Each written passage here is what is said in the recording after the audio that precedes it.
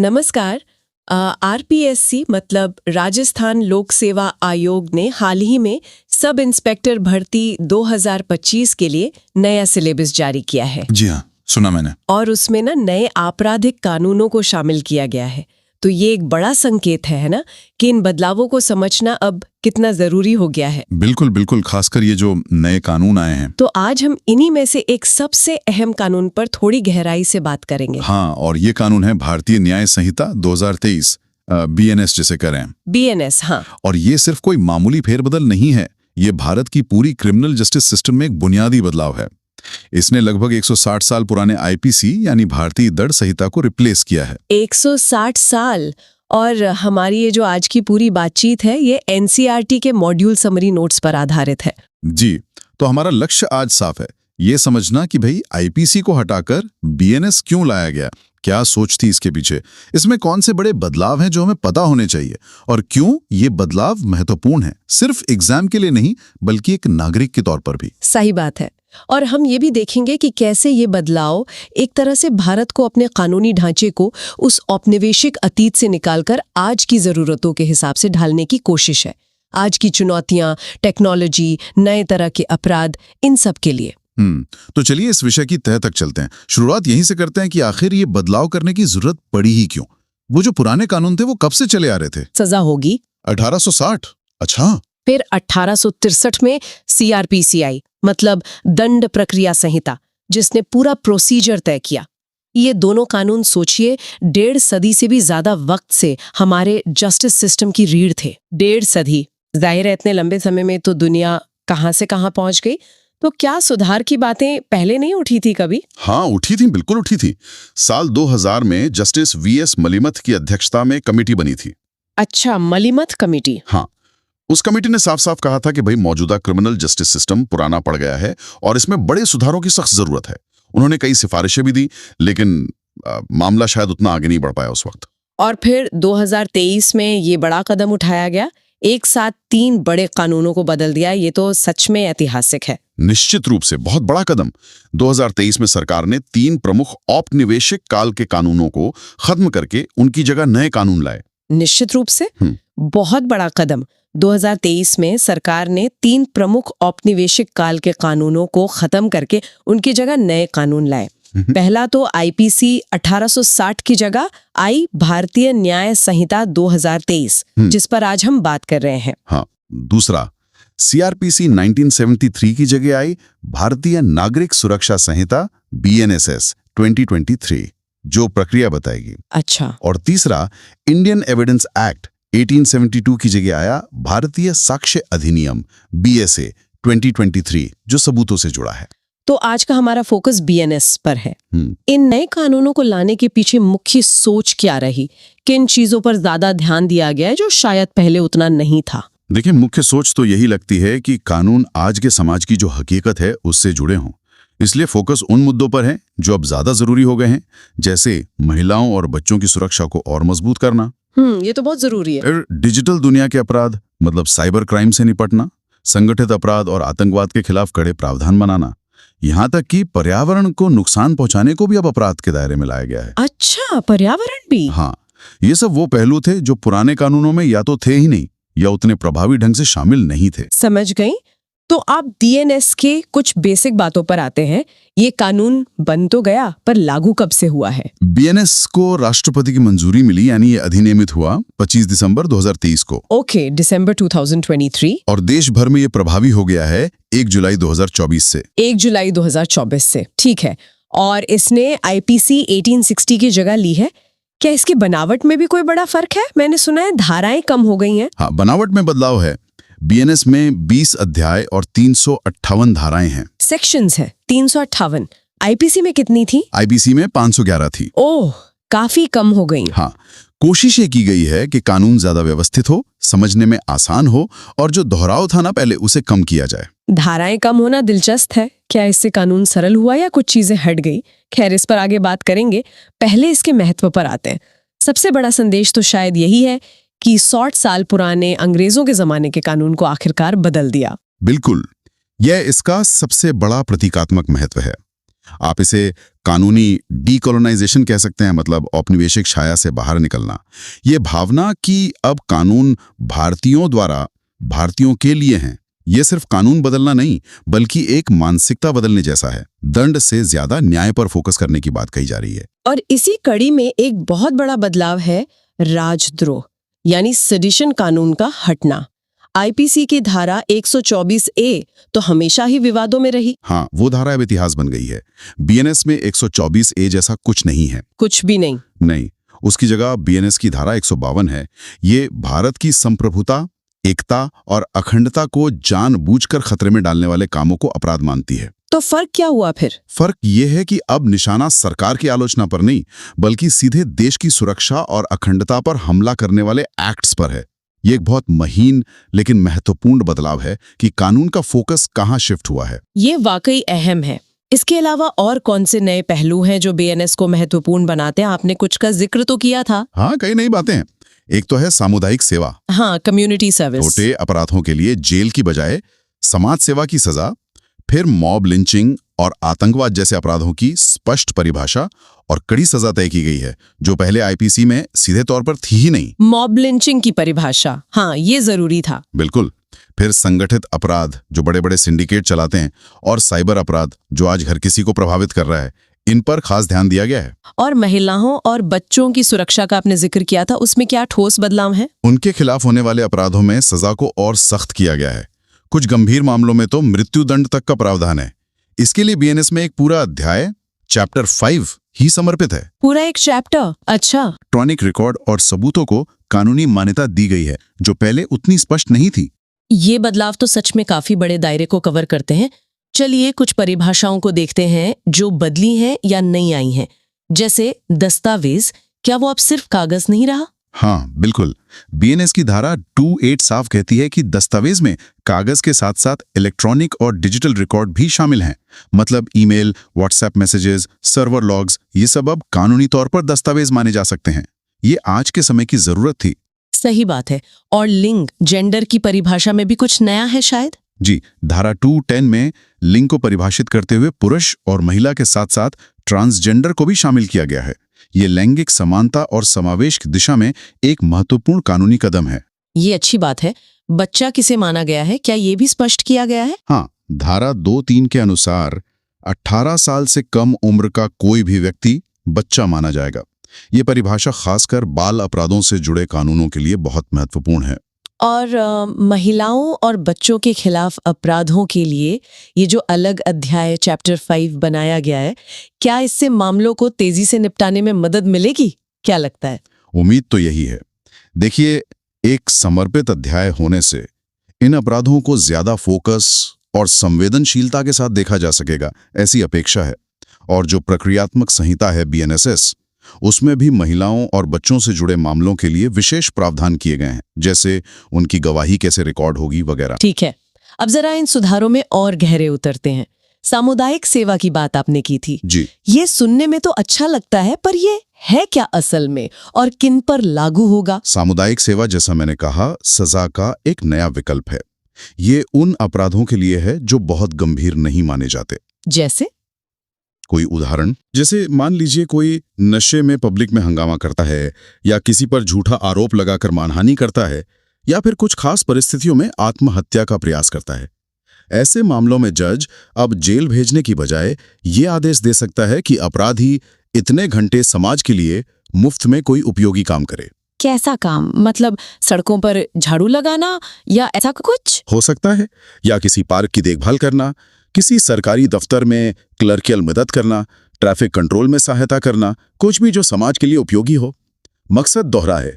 एक तो अपराधी को उसकी गलती का एहसास दिलाना और समाज के प्रति उसकी जिम्मेदारी जगाना, और दूसरा उसे जेल के उस नकारात्मक माहौल में डालने से बचाना। ये वाकई एक अलग सोच है। चलिए अब राजद्रोह वाले बदलाव पर लौटते हैं। आईपीसी 124A हट गई, बीएनएस 152 आ गई। आपने कहा फोकस बदला है, तो क्या इसका मतलब ये है कि अब सरकार की तीखी आलोचना करना पूरी तरह सुरक्षित है?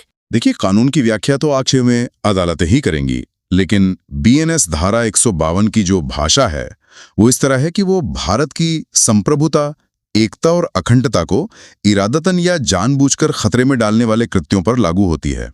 इसमें शब्दों, संकेतों, इलेक्ट्रॉनिक माध्यमों या पैसों के जरिए ऐसा करना शामिल है। अच्छा, इरादतन। हाँ, जबकि आईपीसी 124 की भाषा जो थी, सरकार के प्रति नफरत या अवमानना फैलाना, वो ज्यादा व्यापक थी और उसकी व्याख्या हमेशा विवादास्पद रही। याद कीजिए बाल गंगाधर तिलक पर 1897 में। हाँ, तिलक और गांधी जी पर भी। हाँ, महात्मा गांधी पर 1922 में यंग इंडिया के लेख के लिए इसी 124 के तहत मुकदमे चले थे। नई धारा का उद्देश्य शायद आलोचना को दबाना नहीं, बल्कि देश को तोड़ने या नुकसान पहुंचाने वाले गंभीर इरादों को रोकना है। ये एक अहम फर्क है, समझना होगा इसे। अब आते हैं उस चीज पर जो शायद हम सबको कभी न कभी छूती है, साइबर अपराध। आंकड़े तो बड़े डराने वाले बताए जाते हैं इसके। डराने वाले क्या, होश उड़ा देने वाले हैं। सिर्फ इसी साल जनवरी से अप्रैल 2024 के बीच सोचिए, महज 4 महीनों में भारत में साइबर फ्रॉड की 7,40,000 से ज्यादा शिकायतें आईं। 7,40,000 4 महीने में? हाँ, और लोगों ने 1750 करोड़ रुपए से ज्यादा कमा दिए। और ये तो सिर्फ वो मामले हैं जो रिपोर्ट हुए। असली आंकड़ा तो शायद कहीं ज्यादा होगा। 1750 करोड़, बाप रे, ये तो एक पूरी इंडस्ट्री लगती है। बीएनएस इससे कैसे निपटेगा? बीएनएस ने इसे काफी गंभीरता से लिया है। पहली बात, जैसा हमने पहले बात की, इलेक्ट्रॉनिक रिकॉर्ड को दस्तावेज मान लिया गया है, धारा 2 के 8। दूसरा, परिभाषाओं को आईटी एक्ट 2000 और नई प्रक्रिया संहिता बीएनएसएस के साथ जोड़ा गया है, धारा 239, ताकि तकनीकी सबूत पेश करने में आसानी हो। ठीक है। और तीसरा, सबसे अहम, साइबर अपराधों के लिए सजा बहुत कड़ी रखी गई है। धोखाधड़ी, पहचान की चोरी, हैकिंग, इनमें अपराध की गंभीरता के हिसाब से आजीवन कारावास तक की सजा हो सकती है। आजीवन कारावास तक। अच्छा, एक और संवेदनशील मुद्दा है आत्महत्या का प्रयास। आईपीसी की धारा 309 तो इसे अपराध मानती थी, है ना? हाँ, और ये बहुत कह सकते हैं अमानवीय लगता था।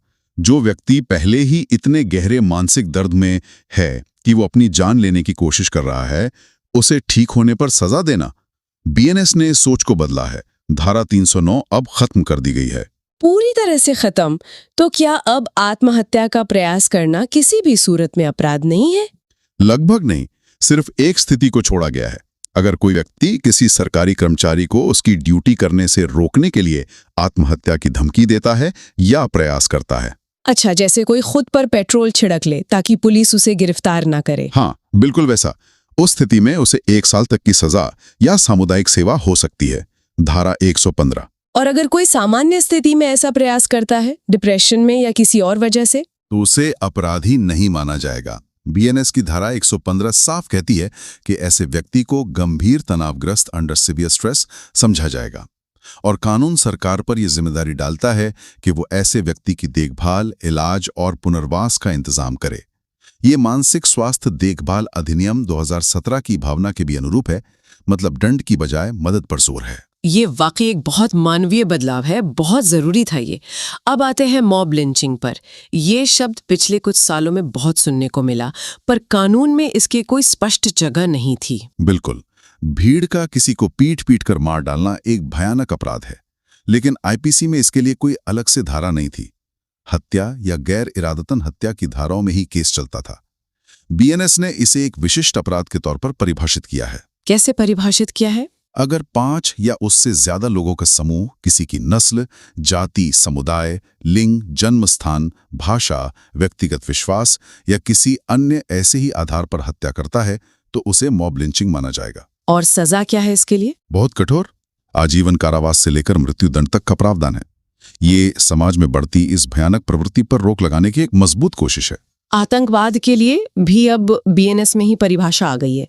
पहले तो इसके लिए विशेष कानून होते थे ना? हाँ, जैसे टाडा, पोटा और अभी भी यूएपीए है। लेकिन अब बीएनएस की धारा 111 में आतंकवादी कृत्य को सामान्य आपराधिक कानून का हिस्सा बनाया गया है। क्या कहा गया है परिभाषा में? किसे माना जाएगा आतंकवादी कृत्य? परिभाषा काफी व्यापक रखी गई है। कोई भी ऐसा काम जो भारत की एकता, अखंडता, सुरक्षा, आर्थिक सुरक्षा या संप्रभुता को खतरे में डालने के इरादे से किया जाए। ओके। या जिसका मकसद आम लोगों में या किसी खास वर्ग में डर फैलाना हो या सार्वजनिक व्यवस्था को भंग करना हो। इसमें बम धमाके करना, खतरनाक हथियार या जहरीले पदार्थों का इस्तेमाल करना, जरूरी सेवाओं को बाधित करना, सरकारी या सार्वजनिक संपत्ति को नुकसान पहुंचाना, यह सब शामिल हो सकते हैं। और इसके लिए सजा भी उतनी ही गंभीर होगी। निश्चित तौर पर दोषी पाए जाने पर कम से कम 5 साल की सजा से लेकर आजीवन कारावास या मृत्युदंड तक हो सकता है। साथ ही कम से कम 5 लाख रुपए का जुर्माना भी लगाया जा सकता है। आतंकवाद की तरह ही संगठित अपराध मतलब ऑर्गेनाइज्ड क्राइम भी एक बड़ी चुनौती है। वसूली, किडनैपिंग, कॉन्ट्रैक्ट किलिंग, ये सब। हाँ, और बीएनएस ने इसे भी निशाने पर लिया है। धारा 111 संगठित अपराध को परिभाषित करती है जब कोई सिंडिकेट या गिरोह गैर कानूनी तरीके से हिंसा या धमकी का इस्तेमाल करके आर्थिक या अन्य फायदे के लिए लगातार अपराध करता है।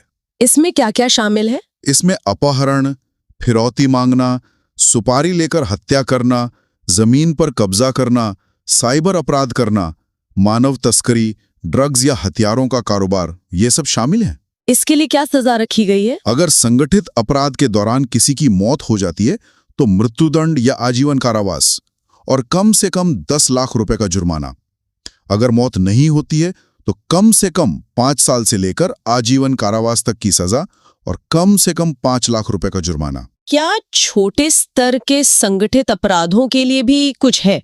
जैसे कई बार मोहल्ले में हफ्ता वसूली होती है या टिकट ब्लैक करते हैं लोग मिलकर। हाँ, उसके लिए धारा 110 में छोटे संगठित अपराध पैटी ऑर्गेनाइज्ड क्राइम की बात की गई है। इसमें संगठित तरीके से चोरी करना, स्नैचिंग, गाड़ी चुराना, जुआ या सट्टा चलाना, टिकट ब्लैक करना या आम लोगों में असुरक्षा पैदा करने वाले ऐसे काम शामिल हैं।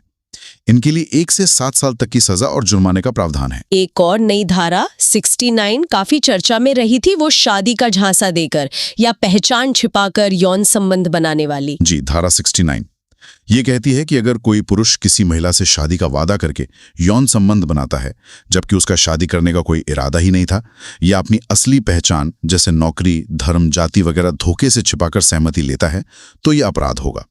ये उन मामलों के लिए है जहां महिला की सहमति ही धोखे पर आधारित थी। इसके लिए कितनी सजा है? 10 साल तक की कैद और जुर्माना। इसका उद्देश्य ऐसे धोखे को रोकना है जहां सहमति ही कपट से ली गई हो। इन बड़े बदलावों के अलावा क्या कुछ और छोटे मोटे लेकिन अहम बदलाव भी हैं जिनका हमें जिक्र करना चाहिए? हाँ, कुछ और बिंदु हैं, संक्षेप में बताता हूं। मानहानि, डिफेमेशन, परिभाषा लगभग वैसी ही है, पर सजा में अब 2 साल तक की जेल और जुर्माने के साथ साथ सामुदायिक सेवा का विकल्प भी जुड़ गया है। अच्छा, मानहानि में भी कम्युनिटी सर्विस? हाँ, नाबालिग से बलात्कार, सजा को और कड़ा किया गया है। अधिकतम सजा मृत्युदंड तक हो सकती है। हेट स्पीच, परिभाषा का दायरा बढ़ाया गया है। इसमें इलेक्ट्रॉनिक माध्यमों से नफरत फैलाना भी साफ तौर पर शामिल है। सजा 3 साल तक जेल और जुर्माना। पर्यावरण प्रदूषण, जैसा मैंने कहा, इसे अब एक दंडनीय अपराध माना गया है। लापरवाही से पर्यावरण को नुकसान पहुंचाने पर 10 साल तक की जेल और जुर्माना हो सकता है। ये पर्यावरण सुरक्षा को प्राथमिकता देने का एक बड़ा संकेत है। तो ये थी भारतीय न्याय संहिता 2023 की एक मोटी मोटी तस्वीर। अगर इस पूरी चर्चा को हम समेटें तो मुख्य संदेश क्या निकलता है इससे? मुख्य संदेश ये है कि बीएनएस 2023 भारत की क्रिमिनल जस्टिस सिस्टम को बदलने की एक बहुत बड़ी और कह सकते हैं महत्वाकांक्षी कोशिश है। ये साफ तौर पर पुराने औपनिवेशिक दौर के कानूनों से आगे बढ़कर आज के भारत की जरूरतों, समाज की बदलती सोच, टेक्नोलॉजी की चुनौतियों और मानवाधिकारों की बढ़ती समझ के हिसाब से कानून को ढालने का प्रयास है। यानी वो कौन सी मुख्य बातें हैं जो हमें याद रखनी चाहिए? की टेकअवेज। पहला, पुराने कानूनों आईपीसी की विदाई, नए स्वदेशी कानून बीएनएस का आना। दूसरा, विवादित राजद्रोह कानून खत्म, फोकस देश की एकता, अखंडता पर। तीसरा, नए जमाने के अपराधों, आतंकवाद, मॉब लिंचिंग, संगठित अपराध, साइबर अपराध की स्पष्ट परिभाषा और कड़ी सजा। चौथा, सजा का नया तरीका, सामुदायिक सेवा। पांचवा, पीड़ितों के प्रति ज्यादा संवेदनशीलता, चाहे वो महिलाएं हों, बच्चे हों या आत्महत्या का प्रयास करने वाले व्यक्ति। और छठा, डिजिटल दुनिया के लिए कानूनी तैयारी। लक्ष्य यही लगता है कि न्याय व्यवस्था ज्यादा प्रभावी बने, ज्यादा मानवीय हो और ज्यादा जवाबदेह बने। सुनने में तो ये सब बहुत उम्मीद जगाता है, लेकिन क्या ये सब उतना ही आसान होगा जितना कागज पर दिख रहा है? एक सवाल मेरे मन में आ रहा है। पूछिए। कानून बना देना एक बात है, लेकिन उनका लागू होना, उनका जमीन पर उतरना बिल्कुल दूसरी। ये जो नई परिभाषाएं हैं, आतंकवाद, संगठित अपराध या देश की संप्रभुता को खतरा, क्या जमीन पर इनकी व्याख्या करते समय इनके दुरुपयोग का खतरा नहीं है? कहीं ऐसा न हो कि विरोध की हर आवाज को दबाने के लिए इनका इस्तेमाल होने लगे। ये चिंता बिल्कुल वाजिब है और कई कानून के जानकारों ने इसे उठाया भी है। देखिए, किसी भी कानून का असली इम्तिहान उसके लागू होने में ही होता है। परिभाषाएं कितनी भी स्पष्ट क्यों ना हो, उनकी व्याख्या जमीनी हकीकत पर, पुलिस की ट्रेनिंग पर, न्यायपालिका की समझ पर और सबसे बढ़कर नियत पर निर्भर करती हैं। ये देखना ही होगा कि इन कानूनों का इस्तेमाल निष्पक्ष और न्यायपूर्ण तरीके से हो। दुरुपयोग की संभावना तो हमेशा रहती है। सही कहा। और दूसरा सवाल मेरा सामुदायिक सेवा को लेकर है। क्या ये वाकई अपराधियों में सुधार ला पाएगी या फिर ये बस एक दिखावटी सजा बनकर रह जाएगी जिसे कोई गंभीरता से नहीं लेगा? क्या हमारे पास इसे ठीक से लागू करने और निगरानी करने का सिस्टम है भी? ये भी एक बड़ा व्यवहारिक सवाल है। सामुदायिक सेवा की सफलता इसी बात पर निर्भर करेगी कि इसे कितनी योजनाबद्ध तरीके से लागू किया जाता है। क्या काम सौंपा जाएगा? उसकी निगरानी कौन करेगा? क्या अपराधी इसे गंभीरता से लेंगे भी? अगर इसे सिर्फ खानापूर्ति की तरह किया गया तो इसका मकसद कभी पूरा नहीं होगा। लेकिन अगर इसे सही भावना और अच्छी व्यवस्था के साथ लागू किया जाए तो ये छोटे अपराधों के लिए जेल का एक बहुत अच्छा विकल्प बन सकती है और शायद सुधार में भी मदद करे। इन सवालों पर लगातार नजर रखनी होगी और जरूरत पड़ने पर सुधार भी करने होंगे। कानून कोई पत्थर की लकीर तो होते नहीं है, उन्हें समय के साथ बेहतर बनाना पड़ता है। बिल्कुल सही कहा आपने। कानून का असली असर तो उसके लागू होने के तरीके और समाज पर पड़ने वाले प्रभाव से ही पता चलेगा। तो इन्हीं सवालों और विचारों के साथ आज की ये चर्चा यहीं रोकते हैं। उम्मीद है भारतीय न्याय संहिता 2023 की रूपरेखा, इसके मुख्य बदलाव और इसके पीछे की सोच को समझने में हमारे सुनने वालों को मदद मिली होगी। जी, उम्मीद तो यही है।